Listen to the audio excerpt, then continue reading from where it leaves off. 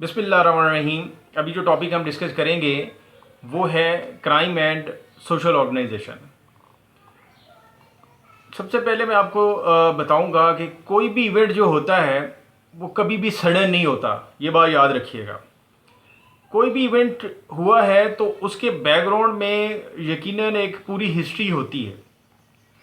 अगर कोई क्राइम होता है, इसी तरह अगर कोई क्राइम होता है तो उसकी भी एक बैकग्राउंड हिस्ट्री होती है। कभी भी जो क्राइम है वो सिर्फ क्रिमिनल और विक्टिम के दरमियान नहीं होता।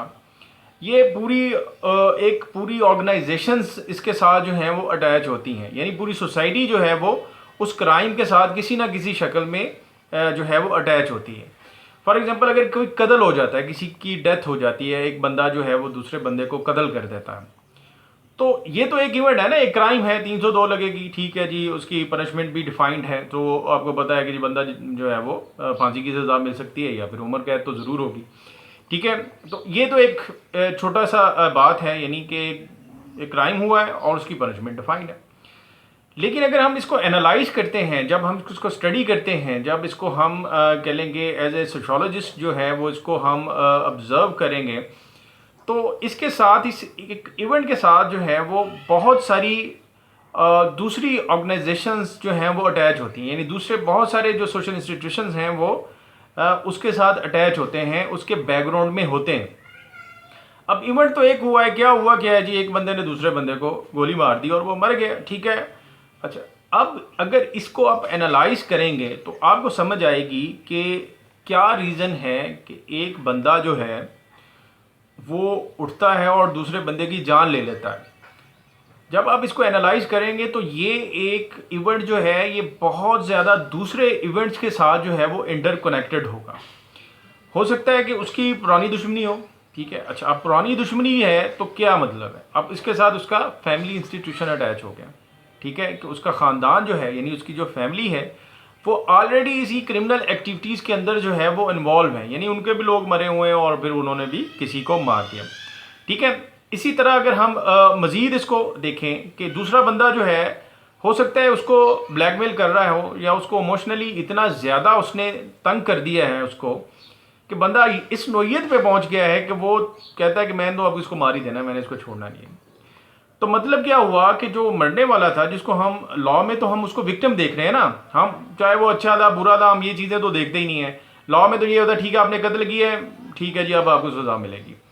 अच्छा, लेकिन सोशियोलॉजी देखती है कि भाई वो कत्ल किया क्यों गया है। अच्छा, अब एक बंदे ने दूसरे बंदे को तंग ही इतना ज़्यादा कर दिया है इमोशनली या कैसे भी किसी भी वजह से कि वो मजबूर हो गया है कि वो उसको मारने पे। अच्छा, अब मारने वाला जो है वो तो पूरी समझ सोच के मार रहा है ना, लेकिन मरने वाले को तो वो तो तैयार नहीं था मरने के लिए, या वो तो सोच के नहीं मर रहा ना, वो तो किसी सूरत भी अपनी जान नहीं देने वाला। लेकिन जो लेने वाला है वो उसको पता है कि मैं इसको मारूंगा तो उसके बाद मुझे भी पनिशमेंट मिलनी है और हो सकता है इसमें मेरी जान भी जा सकती है, ठीक है। वो अपनी जान का रिस्क लेके, यानी अपने आप को पहले मार के फिर दूसरे को मारता है, ठीक है ना। तो ये सारी बात वो क्यों ऐसा करने पे मजबूर हो गया है बंदा कि जिसको चले दूसरा तो अपनी मर्जी से नहीं मरा, लेकिन मारने वाला तो अपनी मर्जी से ये काम कर रहा है ना, उसको तो नज़र आ रहा है कि इसके बाद मेरी भी मौत है और नहीं तो कम से कम मैं उम्र कैद में तो ज़रूर जाऊँगा, ठीक है। तो ये जो एक इवेंट इस तरह का हुआ है कि बंदे ने जो है वो इंटेंशनली अपनी मौत की तरफ जा रहा है, तो क्या रीज़न बना उसके साथ। सेम इसी तरह अब खुदकुशी कर रहा है एक बंदा, ठीक है, तो वो भी क्राइम अपनी जान लेगा। तो उसके रीजंस क्या हैं, सोशियोलॉजी कहती है कि भाई आप उसके रीजंस देखें, इसके साथ बहुत सारे दूसरे फैक्टर्स, दूसरे इंस्टीट्यूशंस जो हैं वो इसके साथ अटैच होते हैं, वो अकेला नहीं है। अब आप जान तो उसने अपनी ले ली, अकेले ने था, अपने आप को मार लिया, किसी ने उसको नहीं मारा, लेकिन जो है लॉ में भी इसको जो है वो पनिशेबल बनाया गया है और देखा गया है कि वो क्या वो जो है इसको ना रिलीजन जो है इस एक्ट को बेहतर समझता है, ठीक है। तो फिर क्या वजह है कि जो ये इवेंट हुआ है इसको जो है वो दूसरे सारे लोग जो हैं वो बुरा समझते हैं। इसका विक्टिम कौन हुआ है, विक्टिम तो वो खुद था, और मारने वाला क्राइम किसने किया है, वो क्राइम करने वाला भी खुद है। तो सोसाइटी को इसका क्या मसला है भाई, सोसाइटी के साथ क्या हुआ है, वो तो अपनी मर्जी से मर गया है, तो इसको बुरा क्यों समझा जा रहा है। तो उसका रीज़न ये होता है कि वो बेसिकली अकेला विक्टिम नहीं है। अब उसकी फैमिली विक्टिम है, या जो लोग उसके साथ डिपेंडेंट थे, उसके ऊपर डिपेंडेंट थे, वो सारे के सारे विक्टिम बन गए और उसने उनके साथ जो है वो गलत किया है, या उनके अगेंस्ट कह लेंगे उसने क्राइम किया है, तो दैट इज़ वाई कि उसको जो है वो गलत समझा जाता है। सेम इसी तरह बाकी तमाम क्राइम्स जो हैं वो डिफरेंट ऑर्गेनाइजेशंस के साथ जो हैं वो अटैच होते हैं। सबसे पहले तो जो है वो पहली जो कह लें कि ऑर्गेनाइजेशन होती है वो तो क्रिमिनल ऑर्गेनाइजेशन है, जिसमें क्या है कि वो क्रिमिनल जो है वो हो सकता है कि बहुत सारे दूसरे क्रिमिनल्स के साथ अटैच हो। यानी जो एक बंदे ने चोरी की है, अब वो चोरी की जो करने के लिए उसको जो असला चाहिए था वो कहाँ से मिला, वो किसी दोस्त ने उसको दिए, ठीक है। वो उसके मदद से जो उसने माल चोरी किया है वो कहाँ गया है, वो किसी को उसने बेचा है और लेने वाला भी उसमें इन्वॉल्व हो। मीन तो एक पूरी ऑर्गेनाइजेशन हो गई। या इसी तरह एक बंदा कम एक इवेंट करता है, मिलके लोग डकैती करते हैं, 5 लोग उसमें इन्वॉल्व हैं, तो एक ऑर्गेनाइजेशन बन गई। डिफरेंट फैमिली से हैं, डिफरेंट एजुकेशन लेवल है, डिफरेंट एजेस जो है उनका स्ट्रक्चर हो सकता है, लेकिन वो सारे लोग जो है इकट्ठे हुए हैं और मिलके उन्होंने क्राइम कर दिया। इसी तरह जो कह लें कि जो माफियाज होती हैं वो तो बिल्कुल ऑर्गेनाइज्ड होते हैं ना, वो तो एक सोशल ऑर्गेनाइजेशन बनी हुई है जो कि मिलके ये जो है वो सारा काम कर रही है, ठीक है। अच्छा, इसी से पहले तो एक क्रिमिनल्स की अपनी ऑर्गेनाइजेशंस होती हैं जो कि क्राइम करती हैं। दूसरे नंबर पे जो ऑर्गेनाइजेशंस हैं वो कौन सी हैं, वो वही जो कि सोसाइटी में बनी हुई हैं, जो करती क्या हैं, वो बेसिकली होने वाले इवेंट को होने के बाद और होने से पहले जो है वो कह लें कि उससे असरअंदाज होती हैं। कौन असरअंदाज होता है? सबसे पहले तो जिनकी चोरी हुई है, ठीक है, अगर हम चोरी की बात करें या कत्ल की बात अगर हम करते हैं, क्राइम हुआ है, मारने वाला भी अफेक्ट हुआ है, मरने वाला भी अफेक्ट हुआ है। मरने वाले की फैमिली पूरी की पूरी जो है वो डिस्टर्ब हो गई है। मरने वाले का जो बिज़नेस था, जो वो कर रहा था, वो टोटली जो है वो डिस्टर्ब हो गया है, ठीक है। मज़ीद बाकी बहुत सारी चीज़ें जो हैं वो उसके साथ जितनी भी चीज़ें अटैच थी वो सारी की सारी डिस्टर्ब हो गई। इसी तरह मारने वाले के साथ भी फैमिली सबसे पहले जो है वो उसकी जो फैमिली थी वो हुई है। इसी तरह उसका बिज़नेस भी, उसी के बाकी जो रिलेटिव्स हैं वो सारे के सारे जो हैं वो उसके कह लें कि उस इस एक्ट से सारे के सारे डिस्टर्ब हो जाते हैं, ठीक है। तो वो कह लेंगे। दूसरी बात कि एक मोहल्ले में जो इवेंट हुआ, जो इस किस्म का बंदे हैं एक मोहल्ले में रह रहे हैं, तो वो सारी सोसाइटी जो है वो कहती है कि यार इनको यहाँ से निकालें, ठीक है। कहीं पे कोई गलत एक्टिविटी में घर में जुआ होना शुरू करवा दिए, किसी ने जुआ करवाना शुरू कर, लोग वहाँ पे जुआरी है, रोज़ आ रहे हैं। तो जो मोहल्लेदार हैं वो सारे के सारे वो सारे इकट्ठे होते हैं, वो एक दूसरे से डिसाइड करते हैं यार ये गलत काम हो रहा है यहाँ से और इसको इनको यहाँ से निकालें, ठीक है। तो अब वो एक इवेंट से उन मोहल्ले वालों का क्या मसला है भाई, वो क्राइम कर रहे हैं वो तो अपने तौर पे कर रहे हैं, ठीक है, या वो पुलिस उसको देखे, लेकिन वो मोहल्ले वाले जो हैं वो क्या कर रहे हैं, वो क्यों उसको बुरा ये कह रहे हैं कि वो यहाँ से निकालें।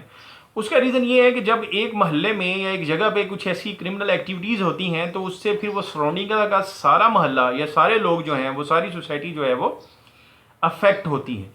लोग उनकी आइडेंटिटी बना लेते हैं, या फलां मोहल्ला वहाँ जहाँ पे जुआ होता है, ठीक है, वो फलां मोहल्ला जहाँ पे दूसरा जो है वो कोई भी गैर अखलाकी काम वहाँ पे होता है, तो वो पूरी की पूरी कम्युनिटी जो है वो उसके ऊपर एक टैग आ जाता है। लोग बाकी चाहे कितने भी शरीफ हों और वो उस एक्टिविटी में इन्वॉल्व ना हों, लेकिन वो सारे के सारे उसके साथ उस क्राइम के साथ इन्वॉल्व हो जाते हैं, और डैट इज़ वाई कि वो फिर उसको रोकते हैं, या फिर वो सारे के सारे वो भी सारे इसी में शुरू हो जाते हैं और वो भी उसी का हिस्सा बन जाते हैं, ठीक है।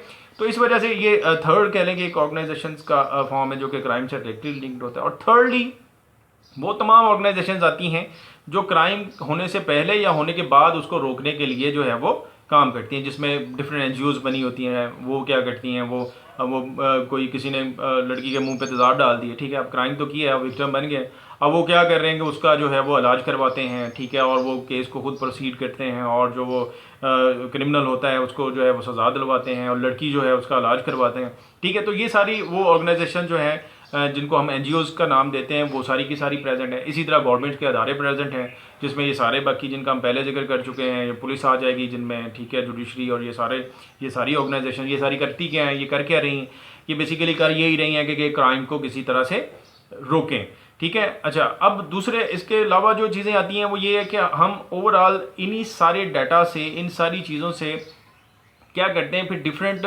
रिसर्चेस करते हैं, और ये रिसर्चर्स जो हैं वो रिसर्च इंस्टीट्यूशंस प्रेजेंट हैं, ठीक है, जो क्राइम पे जो है वो रिसर्च करते हैं, जिसमें मैंने क्रिमिनोलॉजी का जिक्र पहले लेक्चर्स में आपको बता चुका हूँ कि पूरा सब्जेक्ट है जो करता गया वो क्राइम्स को डील करता है, ठीक है, उसके होने वाले काजेज़ को डील करता है, और उन काजेज़ को के सोल्यूशंस जो हैं वो देता है, ठीक है।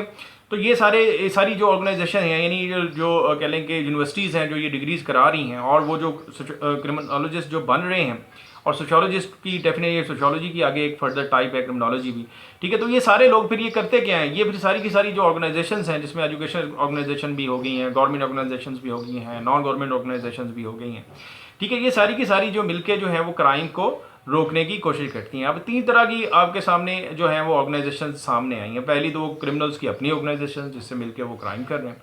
दूसरे नंबर पे जो कि लोकल हैं, ठीक है, जो वो मोहल्ले के लोग हैं या सोसाइटी के लोग हैं जो कि उसको क्राइम को रोकने के लिए कोशिश कर रहे हैं। और थर्ड जो है वो गवर्नमेंट और नॉन गवर्नमेंट ऑर्गेनाइजेशंस जो हैं वो जो उसको क्राइम को प्रिवेंट करने की कोशिश करते हैं या उसके बाद होने वाले विक्टिम्स और क्रिमिनल दोनों को देखते हैं, ठीक है।